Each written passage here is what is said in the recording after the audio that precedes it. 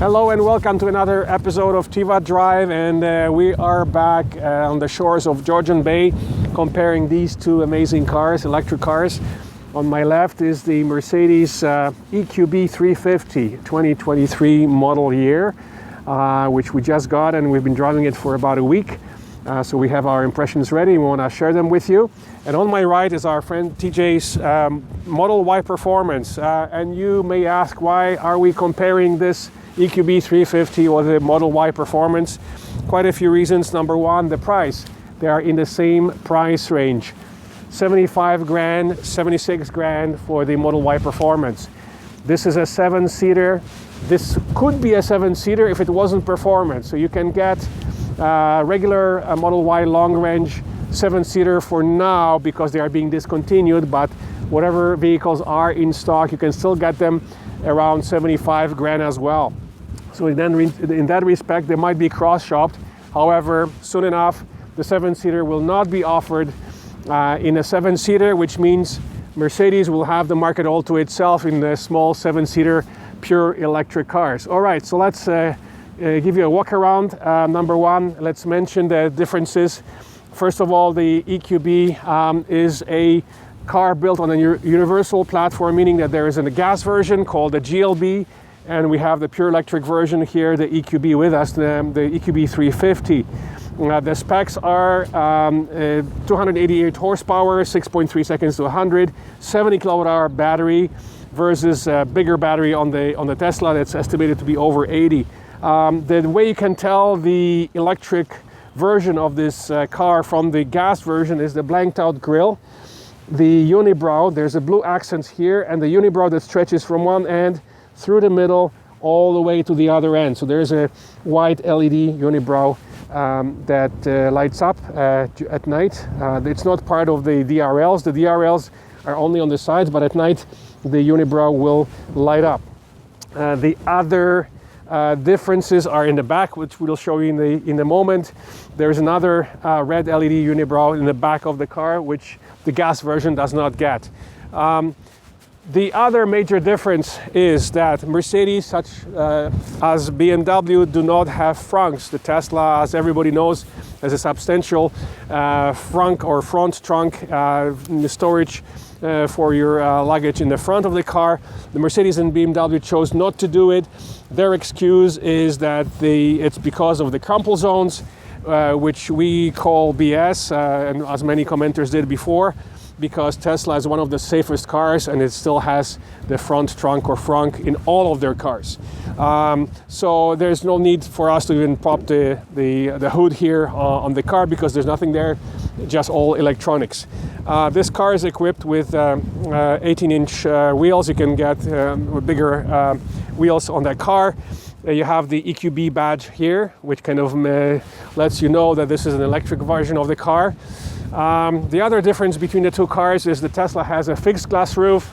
The Mercedes, as with all its cars, electric or gas, you have the panorama roof split into two parts. The front part you can actually open, so we'll show you that in a moment. So it's an opening sunroof with a sunshade that opens and closes as well. This being a 7-seater version, we'll show you the access to the third row. The interior is typical Mercedes.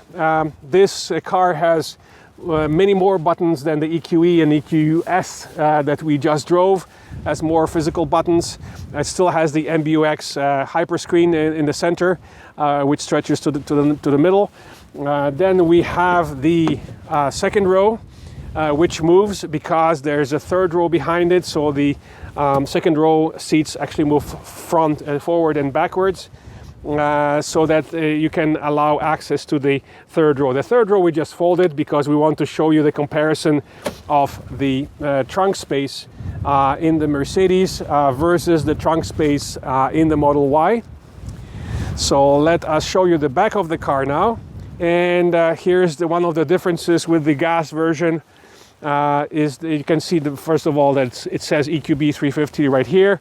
It is 4MATIC, telling you that it's an all-wheel drive version of the car, and you have the famous red LED unibrow, which does not exist on the gas version of this car, which is called the GLB.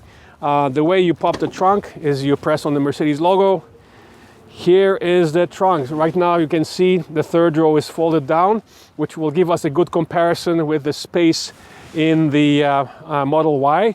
Once the third row is up, and we'll show you in a moment once we try and actually put our friend TJ in the third row, once the seats are up, they come up right to the end here. The shape of the car helps the headroom in the third row. So that's one of the advantage of the EQB versus the Model Y. Here there's a bit of a storage space. There's a tire repair kit. Funnily enough, we did not find any charging cables in this car. This car didn't come with any charging cables. Yeah, so I don't know if they got lost somewhere by one of the previous journalists, or whether it just comes in a bag that you have to buy separately. We saw that bag in the EQE that we drove last week. There was a fairly large bag with only level 1 cable. It's not dual voltage, it was just a 120 volts basic cable, but this car we did not get any cables with it, so that's about it. All right, so since you've seen the EQB, let's show you the Tesla Model Y and compare the two spaces. You want to pop the trunk? By the way, our friend TJ here, he upgraded quite a few things in his Tesla Model Y, including the front trunk closer. So this is the space in the Tesla Model Y. As you can see, they are both pretty spacious. The only thing is comparing with the EQB, it's much more upright. So there's probably you can fit a bit more stuff, in the EQB just because of the shape of the car. So the space here will be limited on the vertical here because of the shape of the rear hatch. But it is a substantial trunk, and the big difference here is, of course, the huge amount of space you have under the floor, which you do not get in the EQB. And that's one of the differences that you can tell that this is a dedicated platform versus a universal platform that the Mercedes uses for the EQB. We're going to show you the interior space in a moment. We'll jump in to compare the space in the front row, second row, and with the third row up as well. And again, we have to mention that the third row, if this was not a non-performance with the third row seat, the seats would have come up to here, and your headroom would have been limited because of the hatch. And again, the 7-seater is being discontinued, apparently, for Canada. Or is it worldwide? It's probably worldwide. I think it's Canada. So anyway, so Canadians will not have the 7-seater option on the Model Y anymore. We're not sure why, but whatever cars there are in stock, and we just checked the Tesla website, there were 2 or 3 cars ranging between 74 and 79 grand for the Model Y long range 7-seater, priced anywhere from 74 to 79, which is in line with the EQB. Or you can get for the same price a 5-seater Model Y Performance. Okay, so that's it for now. Let's jump inside and show you the interior space. Okay, so here we are inside the 2023 Mercedes EQB. Sorry about this, wind is blowing and the seat belt is hitting the B-pillar. We're inside a 2023 Mercedes EQB 350 4MATIC. We're trying to demonstrate the space inside with the front row accommodating passenger like myself, 6'3", 190 centimeters. I'm gonna try and jump in the second row, and then our friend TJ is in the third row, a Tesla Model Y owner who is graciously enough agreed to make this photo shoot with us and give us impression of the space in the third row. So right now I position the front seat as close as possible to make it a safe driving position. So I can still drive for, not very comfortable for me, but this is the closest position for me to be able to drive safely in the driver position. So let me just jump in the second row. We position the second row in order to allow the third row passenger to be there. So we had to push the seat forward. Both the first row and the second row, we had to push them forward as much as possible in order to allow space for the third row passengers. So let's show you the second row space. Okay, so here I go. And again, very tight space for a person like myself. No space for my knees behind the seat. So basically, I have to keep my knees on either side. So if I close the door, you know, there's no more space for anyone to be sitting in the middle seat, perhaps a child. That's about it. And as you can see, the difference, how much we had to move the left side of the 60% of the rear bench, we had to move it forward substantially compared to this side. The 40% side of the rear bench is pulled all the way back. And this is how far we had to push this side in order to allow the passenger in the third row. So let's show you our friend TJ, who is squeezed himself into the third row right there. So we're gonna show you the space. We're gonna open up the third row, and the acrobatics needed to get into the, you wanna shoot it from this side maybe, to show the leg room is not really quite substantial. So here is TJ sitting in the third row, and yeah, the acrobatics needed to, so if we close the seat, you know, and I've got again, a couple of inches here. It's not horrible, but it's a real process to get in and out. So yeah, it's very difficult to get in and out. So perhaps children, teenagers might be able to do this exercise. People our age will avoid it at all costs. Yes. But you know, technically, you could be traveling with you know, 6 people and a child in the middle of the second row, and the space for people who are of a smaller stature, it's doable. But again, short distances, no long distances with 7 passengers for sure. However, you know, again, your choices are being narrowed down in terms of the small electric SUVs with 7 seats, because Tesla Model Y is getting out of the business of 7-seater. So EQB will have the market all to itself pretty much. All right, so here we are inside a 2023 Mercedes EQB 350 4MATIC, and comparing it with TJ's Model Y Performance. And we mentioned why before. We're comparing it to Model Y, even though many of you already commented that they're not comparable. In our view, they should be compared anyways, because they are similar size, similar price range, and you get the choice of this Mercedes starting at 75 grand, or you can choose the Model Y long range 7-seater around 75 grand, or you can go with the Model Y Performance 5-seater for around 75 grand.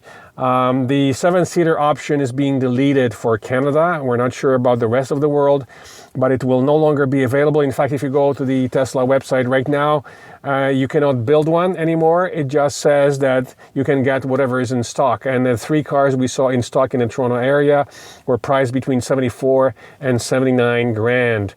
That's for a 7-seater, but that no longer will be available. So Mercedes EQB 7-seater will be the only option, and correct us if we're wrong, but it's the only affordable 7-seater full electric option that's going to be left in the marketplace for now, until Hyundai and Kia come up with 7-seaters, which will be much bigger, much larger, and most likely more expensive as well. Okay, so here we go. TJ has never driven this car before. He is a Model Y owner, Model Y Performance owner. And we can mention here the comparison of the statistics. So the Model Y long range, priced around the same, is the rated range for the long range is about 530 kilometers. For the Performance is 459 kilometers. The battery in the Model Y long range and Performance is estimated to be just around 80, just over 80 kilowatt hours, where this car is 70 kilowatt hours, so obviously much shorter range. So Tesla's 530 and 450 depending on the version, versus 358 kilometers on this car, obviously much shorter range. The horsepower here, the acceleration is 6.3 seconds here, because you only have 288 horsepower all-wheel drive, versus we don't know how many horsepower exactly on the Tesla, but you have a 5-second acceleration on the long range, 3.7-second acceleration on the Performance version. So let's see how natural this driving of this EQB will be. Let's hit the road, and we'll talk about our experiences in terms of driving, consumption, charging speed, etc., etc. So we just turned on what Mercedes calls seat kinetics.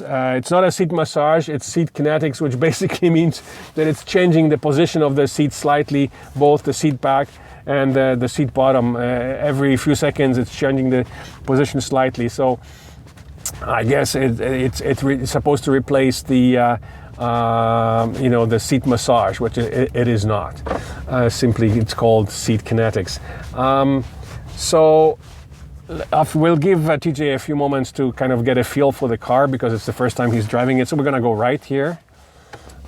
We're driving by on the shores of the Georgian Bay as usual, where this is where we test all the cars. So what we can mention, number one, is the sunroof. As you can see here, you can close the blind. So we're gonna close the front blind is separate from the rear blind. So that's what it looks like closed. And then you just open it here. And then the nice thing, of course, is that in all the Mercedes electric cars, you can actually open the sunroof. So you can either tilt it or you can open it. So the opening is not exactly super large, but you've got a nice section here. If you want to suntan while driving, you've got the sunroof here. So we can mention also that TJ used to own a BMW.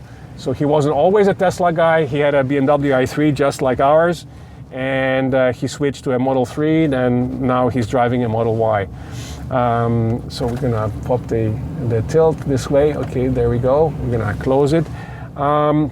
The MBUX screen is the same, very similar to the EQE and EQS, so we won't be going through all the options, because you can look at the videos that we have of the EQE and EQS sedans and SUVs, where we explain the various options on the MBUX system.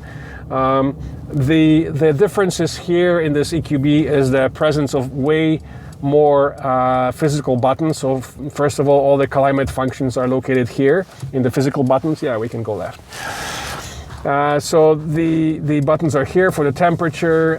You have your AC, recycling, you have your hazard lights here, and so all the physical buttons are here. Then you have this certain amount of buttons here for your modes, driving modes, and the drive modes are basically three, just like in the other cars. You have the individual, you have sport, you have comfort, and you have eco. And you can see the reaction is quite a bit different, eh?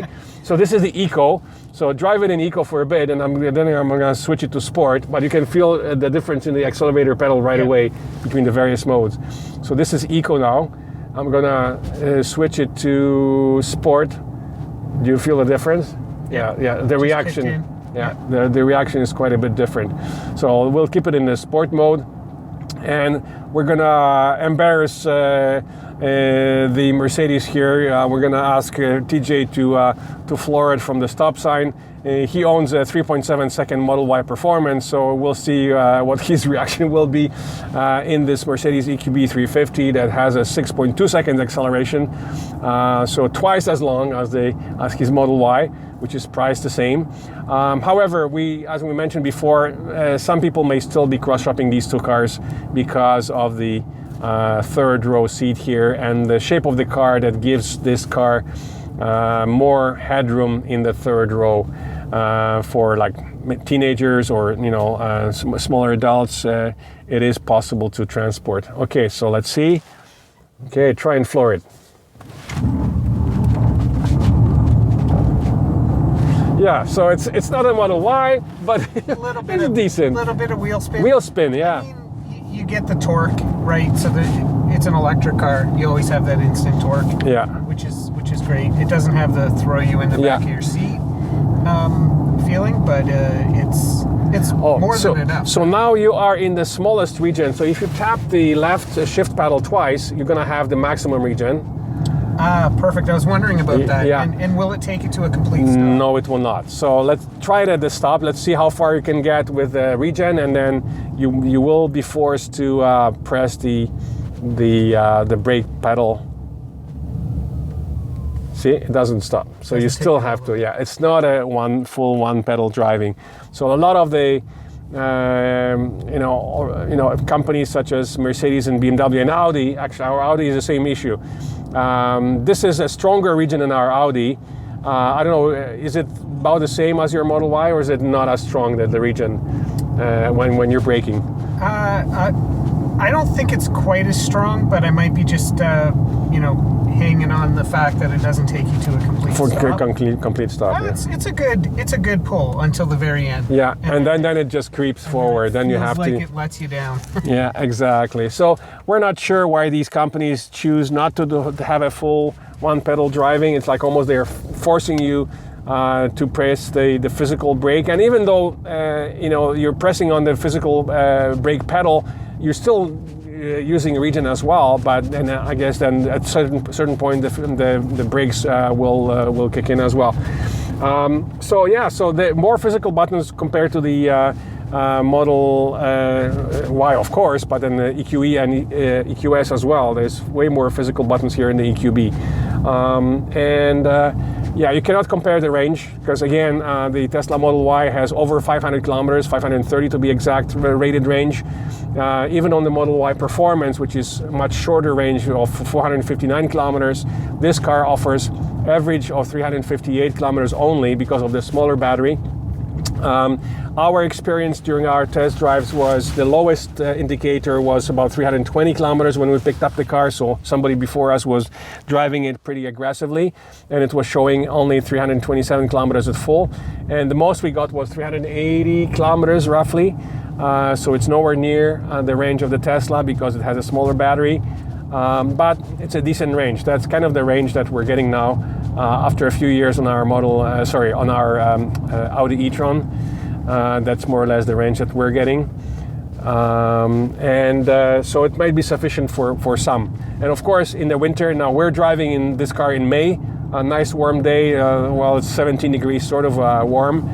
In the winter, your range would definitely be below 300 kilometers on a cold winter day. So now we're driving without the climate. Let's try and turn the climate on. So we just do it by pressing the button here. Yep. Now it's blowing like crazy. That's because it's set to. Let's set the temperature to a kind of 22. And it's not a dual zone. So it's probably a single zone. Anyway, so that's about it for the interior. And then, this guy almost went off the road. I guess he's texting or something. He's being distracted. Well, that's the guy that just pulled out in front of us.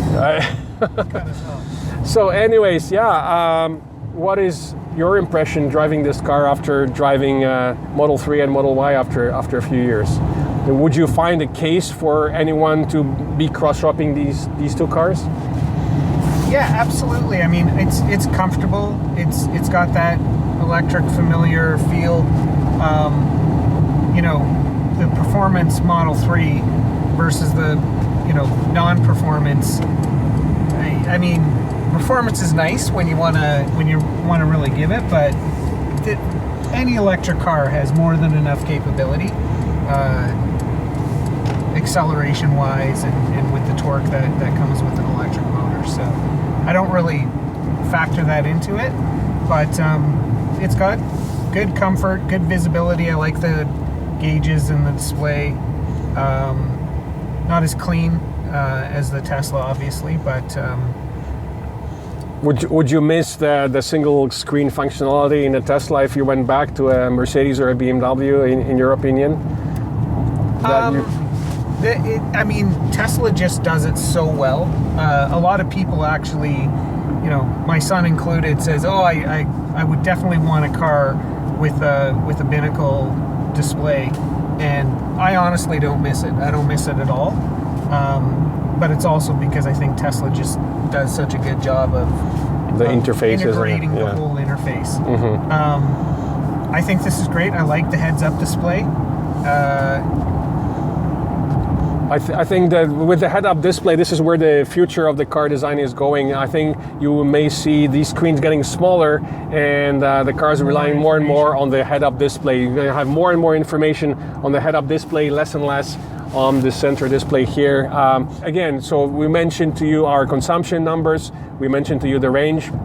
We can just quickly mention our experience with fast charging, and again, this car is supposed to be capable of 150 kilowatt the maximum charging speed, which is way less than the Tesla, so it'll take you longer to charge this car, although the battery is smaller. So in that sense, even though it charges slower because the battery is smaller, the charging times might be similar. And it's also not about the top speed, it's about the charging curve. We were not able to bring it down to a very low state of charge, but from 70 to 90%, the car was charging at rather slow speeds. So we maxed out around the 70 kilowatts. So the only way you can enjoy the maximum, the 150 maximum, is probably at a very low state of charge. Probably if we bring it down to like 15 or 20%, this is where we may see the higher DC rate of charging. Even on the EQE, when we brought it down as low as 15%, we went on an IV charger that was supposed to be capable of 150, and all we got was about 129 on an EQE, which is supposed to charge faster than this EQB. So again, when you trying to compare it with the Tesla Model Y, what was the top rate that you got in terms of the charging speed on your Model Y? 250. 250. Yeah. 250-ish. And that again would have happened at a lower state of charge, probably under 50% state of charge. Yeah. Low end, not for too long, like only a few minutes at that rate. And obviously at the V3 superchargers. V3 superchargers again. So the hope is that Tesla will eventually open up their network to other EVs, like they did and at selected locations in the US and of course in Europe as well. So we're just waiting for Tesla to do the same in Canada. Hopefully it'll happen sooner rather than later, so that we can repeat our Trans-Canada trip. We don't have confidence to do it right now in our e-tron or any other pure electric car except Tesla. But we will gladly do it again once Tesla opens up, and there's rumors that may happen hopefully soon. So that's about it for our review of this Mercedes EQB 350 4MATIC and comparison with Model Y. There are no other cars that can be compared with this. Of course, in the similar price range, you would get, a Hyundai Ioniq 6 or Kia EV6, but they're all 5-seaters. They do not offer the 7-seat functionality. So right now, the Mercedes, after Tesla canceled its 7-seat version of the Model Y, the Mercedes will have pretty much the market to itself for someone that needs the third row, that needs the 7 seats. If you have any questions about our experience, our test of this car, do not hesitate to comment under the video. And as usual, don't forget to press the subscribe button on our channel. And thank you for watching, and we'll see you at the next review.